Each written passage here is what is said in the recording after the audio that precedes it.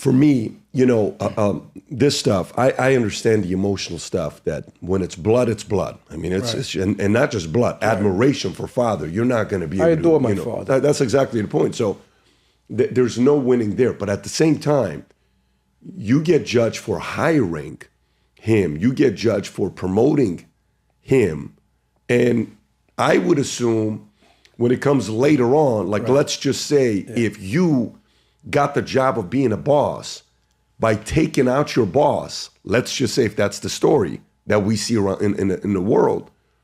I mean, I can't verify that story. I totally get it. It's above my pay grade. What I'm saying is, for what's been documented and the people you sit down and talk to who were maybe in that world where they were that age. I've sat with a lot of different people who are older, would come to me, Ralph Natali and Phil Leonetti and Franzese. And I had a chance to one time, I had 3 visits with Sonny Franzese, Michael's father, who did, I think, 55 years in jail. I think he died at 103 or 104 No, he had a 55-year sentence. He did a lot less, but he was a good man. He was a stand-up guy. Certainly was a man's man and a legend on the streets. That's what everybody says. Like, he was a guy that Omerta was like the face of Omerta. He would not break for. Sonny was a solid guy, and I had the honor and pleasure of meeting him at a wedding. A real gentleman. I took him to an Italian restaurant, and John, I got to tell you, I'm trying to get him to say, Sonny, I'm his driver. I'm driving him to his favorite Italian restaurant. I came and got him from the I think it's like an old folks home, and Michael's there, and we're going out. His lawyer's there. Where'd you go, to Bamonte's? I don't know what we went to. I can figure out the name to see where it was. Right. But we went there for 3 hours. Nothing. When I tell you nothing, John. He didn't say anything? No, he spoke. Oh, okay. But I told him, tell me about Meyer. Good guy. Yeah. Tell me about Bugsy. You would never call him that to his face. Yeah. Sorry. He's Mr. Siegel to you. Yeah. Tell me about this, tell me about that, right? Yeah. But in the world, if you come up fast in the limelight and showmanship and all this stuff, like the movie American Gangster, which is a story of Frank Lucas, where, Denzel is like, hey, why'd you give me that jacket? I don't want to be seen. I don't want to have this, right? And sometimes, the criticism is the fact that he was seen all the time. Right. So he was, in my mind, when I'm asking Sammy, was he at a point that he's worried that Sammy's about to take him out to do to him what he may have done to Paul? Listen. That was my understanding. Listen to me, please. And this I have to say. Please. John Gotti would never start a fire he could not put out. What that means is very simply this. And just like when John Gotti went to Marion, Illinois, okay, anything that may have happened or anything that anybody was put in place or anything was done, those are fires that could have been put out at any time they needed to be put out. So let's understand this. Sammy was whoever he was, and he had a large crew around him, and then John had the Bergen crew, had a very large crew around him. What about the ones you never seen? What about the people you never seen? We saw everybody around Sammy. We knew them all. That roster had to come in. They had to be vetted, all those guys, okay? John had individuals you never seen, you never met. My father had individuals. They weren't allowed to come in. They weren't allowed to go to weddings. They weren't allowed to be seen. Their job was to stay away, and if something's got to be done, they'll do it. They'll take care of it. So that's a fire that John could have put that fire out any time he wanted to put that fire out. So let's make no mistake about that. That's a fire that could have been put out any time that John would want to put that fire out. And not just with Sammy. Moving forward, while he was in Marion, what did people think this guy was? His whole life, this was a true blue hoodlum. His whole life, this is what he aspired to be. Super intelligent individual. You think there was a plan A and never a plan B? There was never a situation where John would say, what if? What if this went wrong? What do we do? This is going to happen. What if I do this? How do I undo this? This is how you undo it. Okay? He always had a solution to the problem. And he and I would talk, and we would talk in Marion. We would talk just by looking at each other. We understood each other. I understood what he wanted, his likes and dislikes. Okay? And you think that he would ever put himself in a position? In fact, he got caught in an unguarded moment on a wiretap. He said, you think anybody's capable of rocking me to sleep like Paul got rocked to sleep? I think he said that on a wiretap, if I'm not mistaken, right? You're not going to rock John to sleep. He knew exactly what he was doing at all times. If you wanted him, he would be easy to get him, but he had a plan. He always knew what he had to do. My father, every Saturday, same routine, drove to the cemetery to go see my brother, stood there alone. He insisted nobody's allowed to take him. I wasn't allowed to go in the car with him. I was allowed to follow him. He would go there because he wanted to mourn. If you had a problem with him, here he was, okay? But he knew exactly what he was doing at all points in his life. He knew exactly what he needed to do. Do you think, I remember one time Sammy and I are speaking, and the story was about the fact that, you know, when, let's just say you're running a business. Right.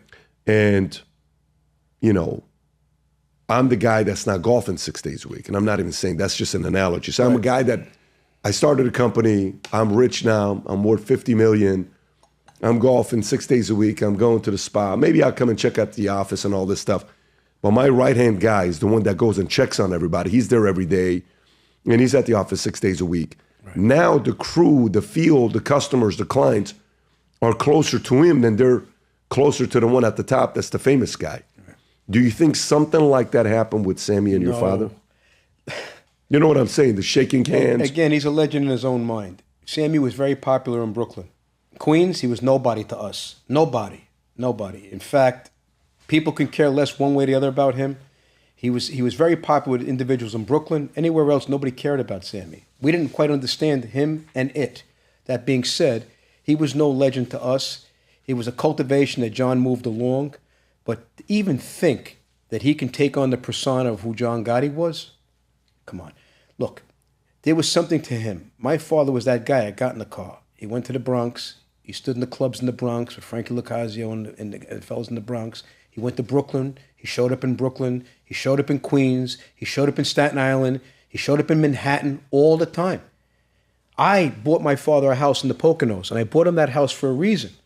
I said, Dad, I got this house now. We bought it from a friend of ours named Louis Studo. Bought the house. Dad, go stay there. And if anybody needs to see you, we'll bring them to see you, okay? He said, look and say, that's not who I am, John. That's not who I am.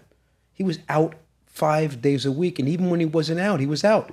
Because he was out in the city 5 days a week and hitting the boroughs 5 days a week, being seen and touched.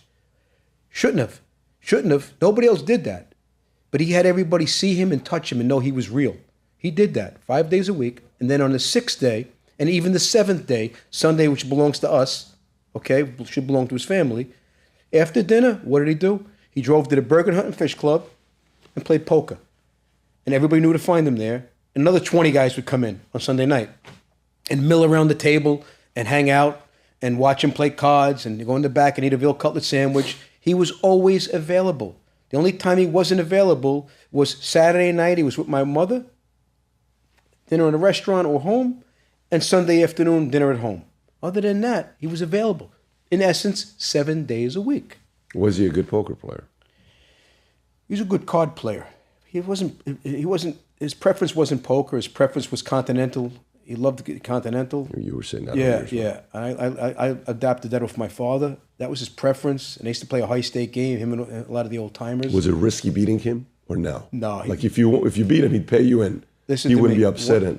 My father paid all his debts, and I used to see him. I used to watch him gamble and play cards, and they used to play a high stake game. Petey Castellano and Jimmy Brown Fiella. These guys had money. These were money guys. And he would put up a couple of guys in the game, like Jackie. Jackie the actor didn't have much money. You know, he was a hard-working grinder. My father told him, Jackie, get in the game. And he'd put him up. And at the end, like if my father won, he would tell Jackie, say, how'd you do? And Jackie would always overestimate his loss.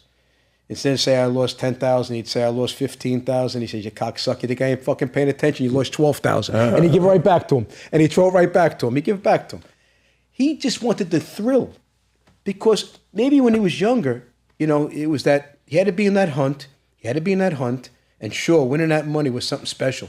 But as he got older, let's go post 85, 86, 87. He had plenty of money. He wasn't gambling for the money anymore. He was just for the thrill. He needed to be in it. And when he won, how'd you do, Jack? Okay, or he bet numbers. I'll give you an interesting story, a gambling story. Joe Massino, a guy named Joe Massino. He was accused of being the shot caller for the Banana Group. They were partners in a crap game. They had a crap game together, okay? And they went and my father's job was, you know, he used to go there. They were partners, and my father used to like to get into the game. Joe really didn't gamble. Joe was a money guy. And my father gets in the game, and he winds up winning $90,000 in their own game. He wins $90,000, okay? And then what he does is, afterwards, because, Joe was pretty tight. So my father takes $10,000 off of it. Joe gets 40, he gets 40, and he gets 10,000, and he gives us all the numbers. He calls all the numbers guys and the tips. He gives out tips and gives the number guys action. Okay? Gives them all action. And Joe's looking at him like, it's our money. And he put 10,000 back in the game. Okay? Back in the room. They hit the number the next day, my brother Frankie Boy's birthday, 015. They hit it for $375,000. Yeah. True story. This is in 1983. It's a lot of money. It's a lot of money, okay? This is before he became John Gotti. This is a lot of money. Now, Joe's a smart guy. Joe took his end, and he bought some modular homes in the old side of Howard Beach. John Gotti got down on the Jets and anybody else. He threw it right back into the action, right back into the game. That's the kind of guy he was.